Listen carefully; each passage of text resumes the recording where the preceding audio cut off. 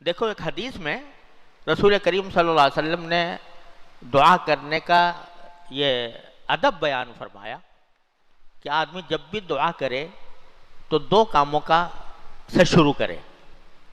ایک اللہ تعالیٰ کی حمد، الحمدللہ رب العالمین، دعا کی شروع یہاں سے کرے، اللہم لک الحمد و لک الشکر. اور ایک درود شریف نبی کریم صلی اللہ علیہ وسلم پر درود بھیجے، پھر اپنے لیے جو حاجت مانگتا ہے مانگنی ہے وہ مانگے اللہ تعالیٰ سے. یہ جو فرمایا کہ شکر سے، حمد سے آغاز کرو، پہلا کام یہ کرو کہ اللہ تعالیٰ کی تعریف کرو، اللہ تعالیٰ کا شکر ادا کرو. تکلیف میں، پریشانی میں، جس حالت میں بھی ہو پہلے شکر ادا کرو. کس بات کا شکر ادا کرو؟ کہ کہیں ایسا نہ ہو کہ تمہاری جو دعا ہے وہ شکوہ بن جائے، وہ گلہ بن جائے.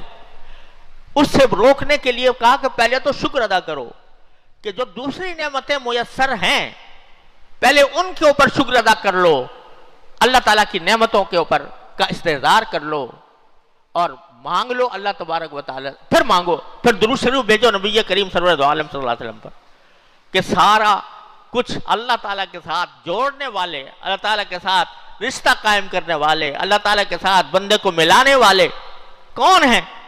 حضور نبی کریم سرور عالم صلی اللہ علیہ وسلم. آپ پر درود بھیجو کہ تمہیں دعا بھی انہوں نے سکھائی. تمہیں آتا تھا مانگنا، تم مانگ سکتے تھے، مانگنے کا طریقہ بھی آپ نے سکھایا، مانگنا بھی آپ نے سکھایا، مانگنے کی ترغیب بھی آپ نے دی اور شکر ادا کرنے کی ترغیب بھی آپ نے دی. لہذا پہلے درود بھیج دو رسول کریم صلی اللہ علیہ وسلم.